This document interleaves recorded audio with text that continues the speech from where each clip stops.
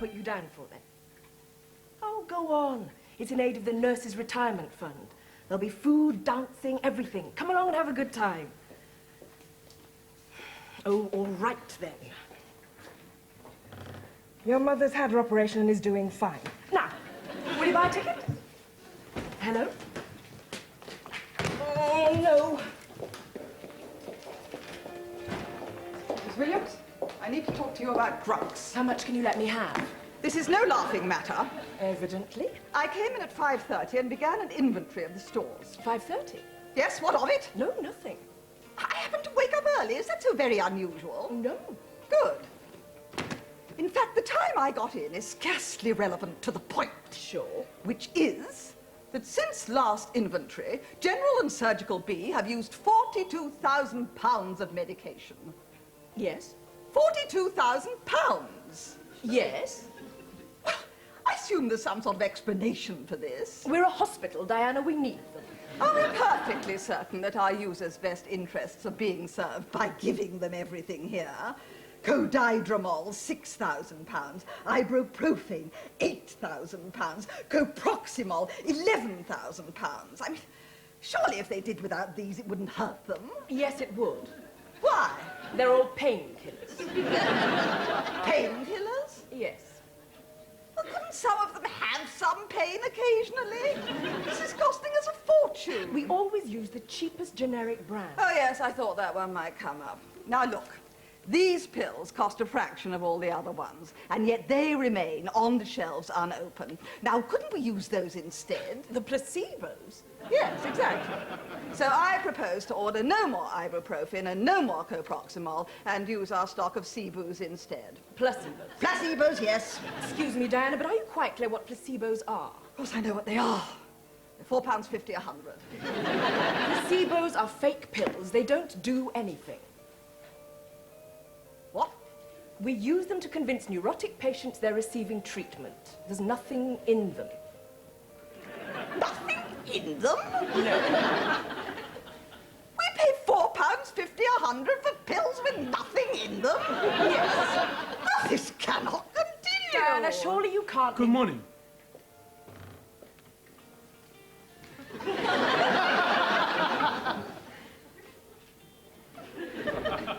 This is not the end of the matter. Uh-huh.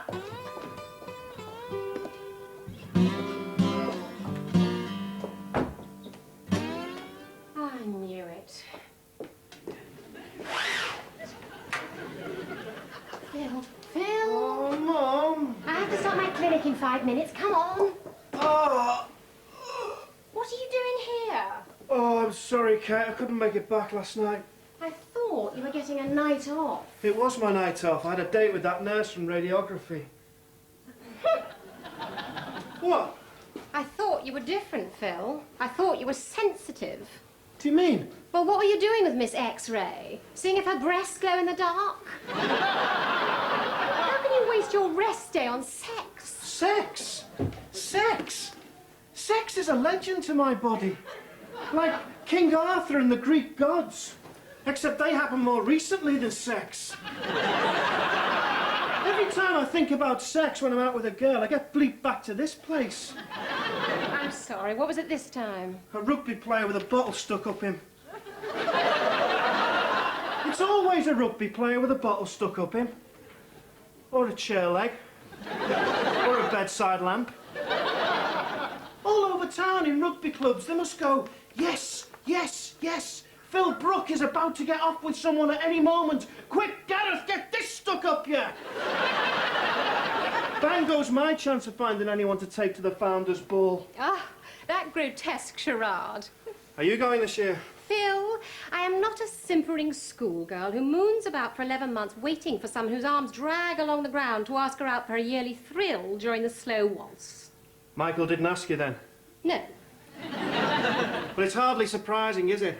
I mean, he did drain 1.5 litres of his blood so he couldn't have sex with anyone. I did not drain his blood. He did it himself. You could ask him to go with you. I could go up to pathology and whirl myself around in the centrifuge with weights attached to my nipples. It would probably be more pleasant. Just an idea. Well, thank you for your interest, Phil. But it really isn't a good idea. He's not like what you think he's like, Kate. He's very deep. So is a Veruca. He thinks a lot of you. That's me, Doctor.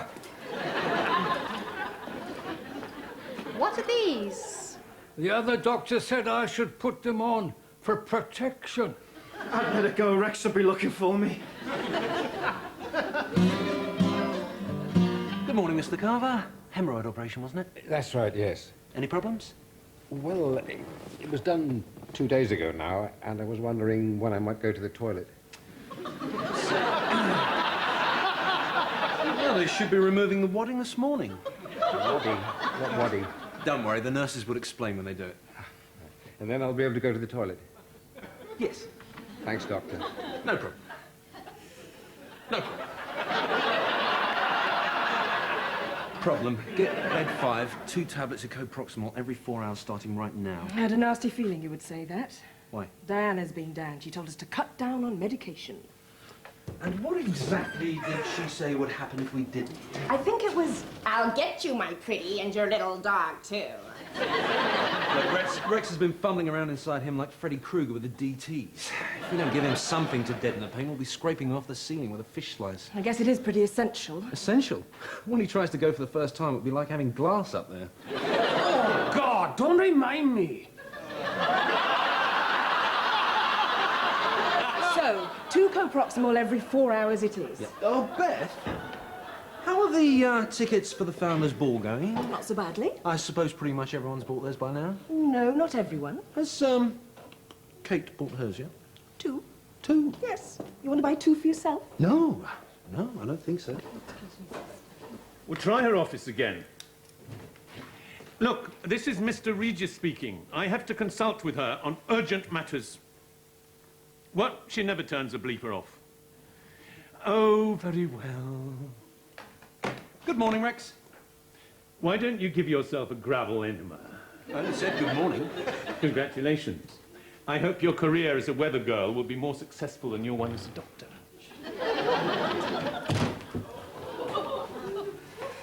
I knew it. What? Trouble in paradise.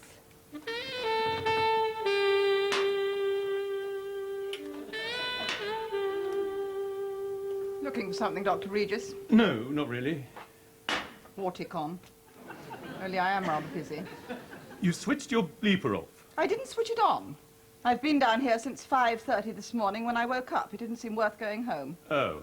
I was awoken by a gang of youths in torn-off jeans and cement-caked boots, pointing in at the window and shouting, "Look, look, the silly tart's gone to sleep in her car." Close it. I couldn't get away. Bolvidon. It was difficult. Pauline had got us in something special to eat. We had it listening to Mahler's Third on the CD. I got something special for me to eat, too. 2 melted fisherman's friends from the glove compartment. I had it listening to Charlie Chester's late-night radio roundup for the extremely elderly and infirm. I'm sorry. I thought it might be a good moment to tell her. You told her? Cutie film? I will tell her, when it's the right moment. Who are you taking to the Founders Ball? Oh, well, it's only necessary to make a brief appearance. Who are you taking? Pauline or me? I see. Diana. Oh, sorry. Excuse me, Mr. Regis. Just a moment! Diana! Exactly what are those to be used for? Who is responsible for prescribing these painkillers? Yes, Dr. Jimson, you may well hide your face. We are going to have to work out some sort of system for this sort of thing. People can't plan when to be sick, Diana. Well, they should try. Is everything all right What do you mean, all right? between you and Rex?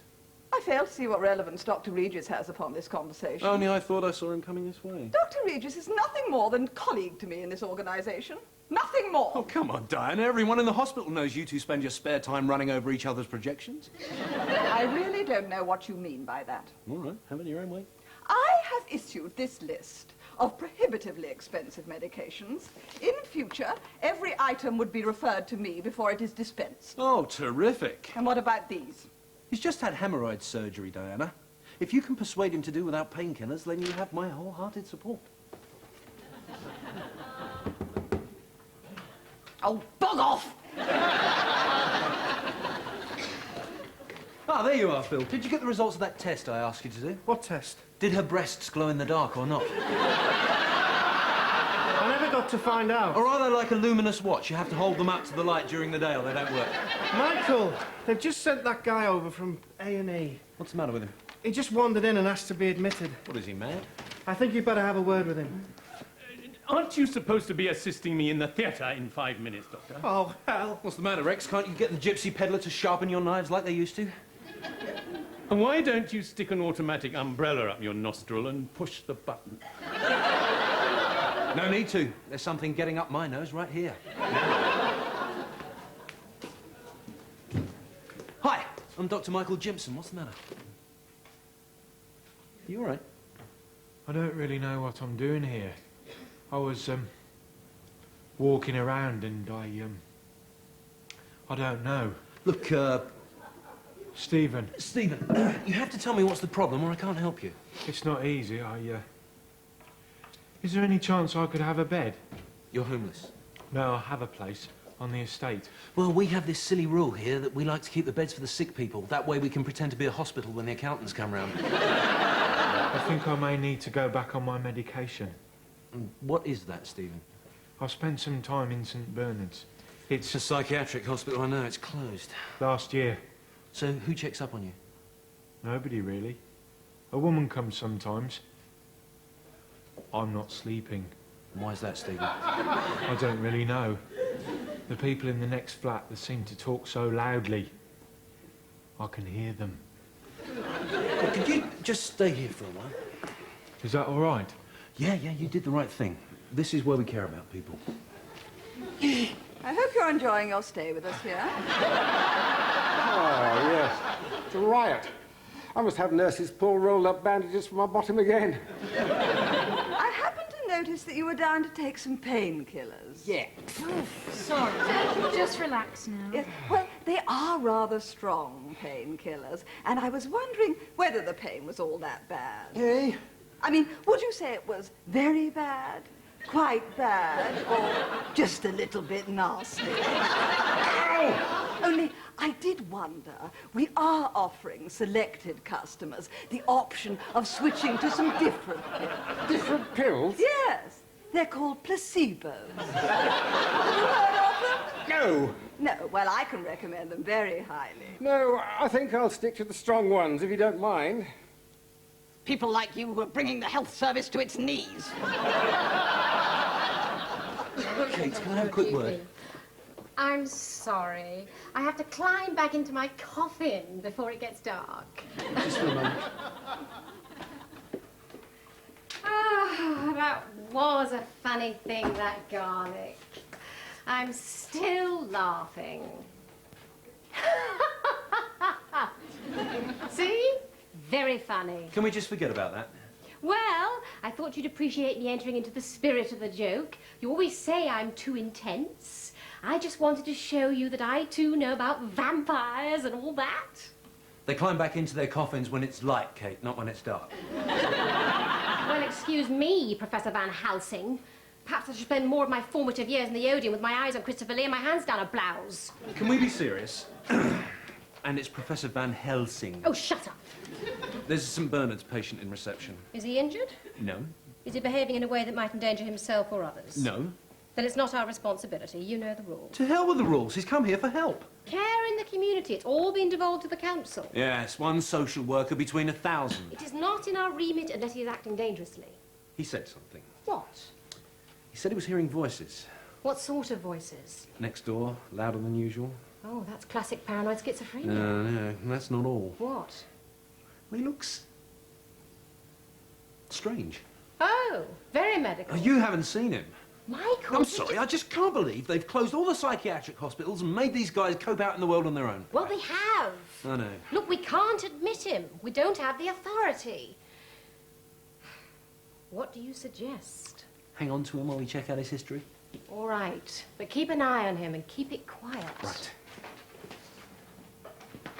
Thanks, Kate. Michael? Yes? Have you, given any thought to going to the Founders' Ball at all? I do have someone in mind, yes. We're still being serious now, aren't we? Of course. Does this person know? I think so. So, when would be the best moment to ask, do you think? No time like the present.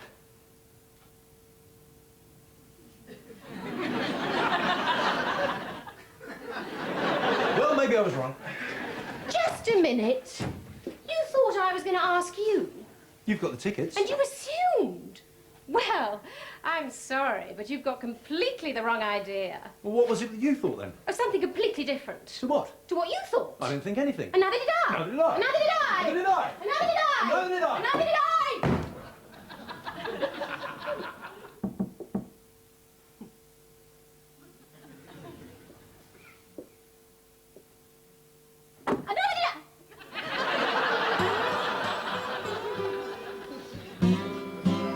Beth, can you do me a favour? What? You know someone at social services, don't you? Do you think she could pull a few strings for you? If she could, I'd have got them to take my children away. See if you can dig up some case notes on that. Do my best. Stephen, can you stay a while longer? What's happening? I've just got some urgent things to do, OK? I expect so. You mentioned your medication. I don't suppose you can remember what it was called? No, I can't. Only it could help us a great deal. I'm not sure. Anything might help? I think it begins with a B. Or a P. Good, so that narrows that down. Be back in a minute. She's working on it. That's Rex's hernia going past. 200 milligrams of ibuprofen every... Oh, hell. What? Read it and weep. Little Miss Money. We're supposed to check every dose with her. We could use these in the meantime. Where did you get them? I got them out yesterday, one of my morning headaches. You're not pregnant again? No, that's why I have the headaches.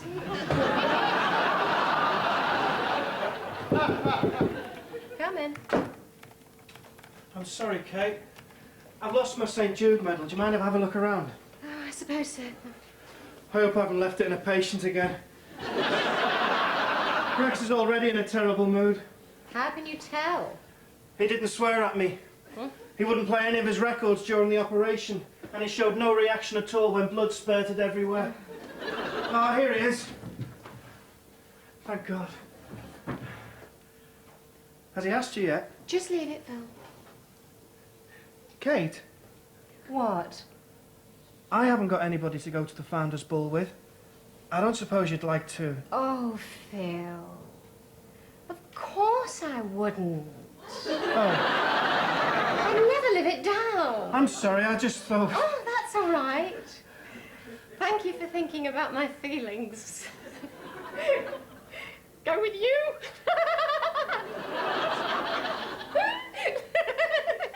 I'll be off then.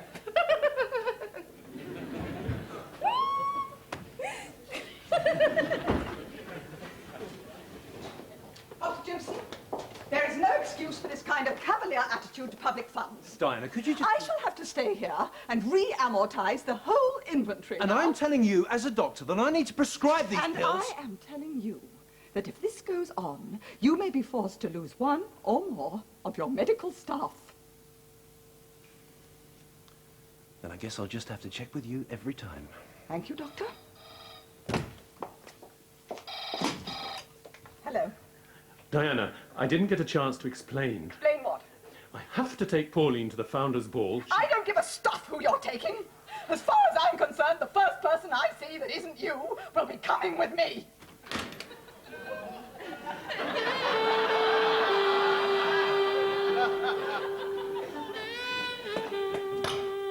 I came as soon as I could. What's up? Nothing? Here, I got you a nice, strong cup of tea. Thanks. Why don't we go and sit over here? What is all this? Phil, you know when we joined the profession, we knew that we'd have to take any action necessary, however extreme, to relieve suffering. Yes? Well, sometimes, as Socrates put it, we have ethical dilemmas where what we have to do seems to go against what, in normal terms, might be our natural inclinations. But we have to do it. Do what? Sacrifice our personal feelings for the greater good. You understand? Yes, I think so. Good man. Which is why I have to ask you, as your senior registrar, to invite Diana to the Founders' Ball. Diana? Yes. Couldn't I just kill myself like Socrates? Come on, Phil, it won't be that bad. You don't have to have sex with her. Oh. Unless she asks. If we can't get her back to something like her normal self, then this whole world is going to come to a complete standstill. Oh, come on, it's only for one night. As soon as Rex sees her with someone else, they'll go straight back to playing doctors and we can all relax. I suppose so. Great. Now, go and put on your white coat. And remember, you're doing this for the National Health Service. Right. Doing what? Oh, you know, doctors' things. So, where is this case then? I'll take a look at him before my 10 o'clock. He's, Are you all right? Yes, I think so. Here, use mine. Oh, thank you. You're very kind. That's all right. Must excuse me, I'm a little depressed. I know the feeling. Sorry. Do I know you? I was at St Bernard's for a while. Oh, yes. They sent me over from accident and emergency. I'm Diana Hewitts. I'm the unit manager for this medical team. I'm Stephen Chapman. I need some pills. What are they for? Oh, you know, it's a mental thing. Ah, yes, the placebos. And I'm glad someone has use for them. Here you are. Thank you.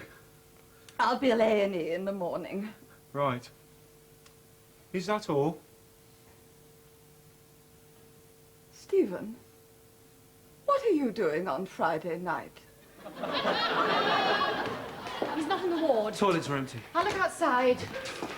Right, here we are, Stephen Chapman. He's not on any antipsychotics, and there's no detected schizophrenia. What about the voices? Ah, yes, the next-door neighbours. They're Greek. Everyone on the estate can hear them. Not there. Panic over, I was wrong. I guess I was just falling for the age-old prejudices about mental health. Even doctors aren't immune from their own assumptions. He just suffers from a minor behavioural maladjustment. They usually give him benzodiazepines when he feels it coming on. Ah, you see? Just a minor behavioural maladjustment. Would you rather he was cooped up in a psychiatric ward for the rest of his life? No. At least out in a community like that, it helps break down the public's morbid fascination with these things. Yes.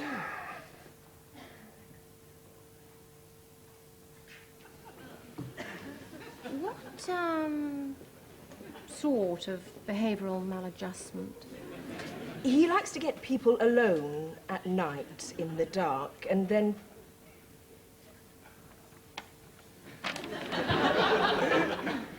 That's strange. Well, it's harmless. Yes, but strange. Ah, Diana, I wondered if I could have a quick word. Well, as long as it is quick, Dr. Brooke, I really can't waste any more time down here. I'm behind on my reports. That is to say, I thought that Well, go perhaps... on, spit it out. I haven't got all day. I thought that perhaps you might like to go to the Founders' Ball with me. Oh, Dr. Brooke. Of course I wouldn't.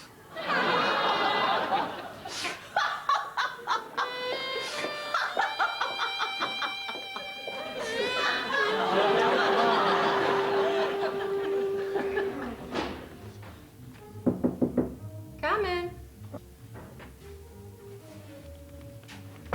Hi. I was just passing and I saw your light on. Oh, You can see them all arriving down there for the ball. I dare say. All togged up, ready for a big night out. Yes. I'm a bit of a loose end myself tonight. Ah, there are plenty of phone lines to remedy that situation. I understand if she doesn't arrive in half an hour, you don't have to pay. You know what I mean. I'm free tonight, you're free. Are you asking me to be your partner at the Founders' Ball? No, actually, I thought we could skip all that and go straight back to your place. What do you say? You've got no conception of romance, have you?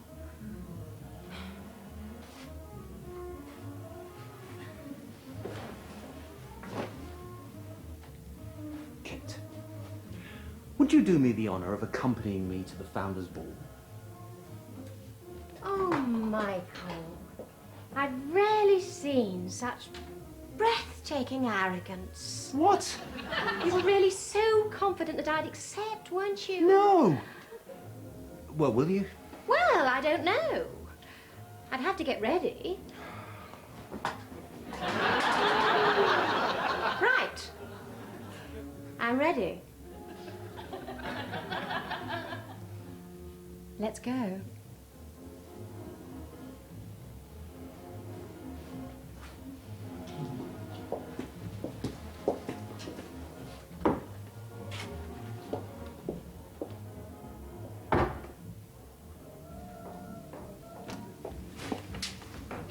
Dr. Regis, what are you doing here? I needed to see you. Aren't you afraid Pauline might see you? I didn't bring Pauline. We had quite a row about it. Oh, I knew that if I saw you dancing with someone else, I might not be able to control my feelings. I see. I'm going to tell her when it's the right moment. Well, my partner for the evening should be arriving shortly. In fact... Ah, there he is. Hello there. Well, I'll be off then. Yes, don't worry about us. We're going to have a wonderful time.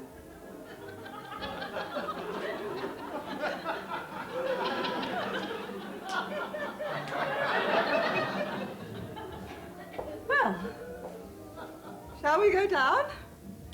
Will you come with me for a moment, please, to that little cupboard we were in before? Why? I want to show you something. Oh, right then.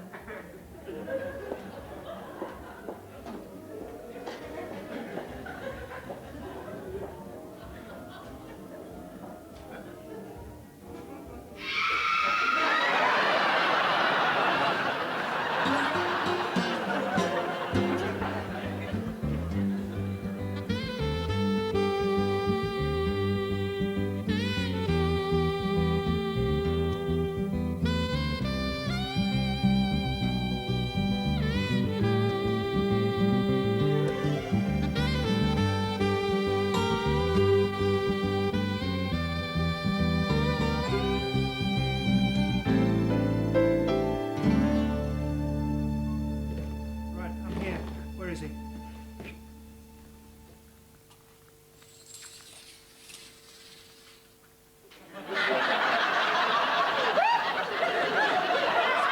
Hello, Doctor. I'm sorry about this. You will be. I can't get any painkillers.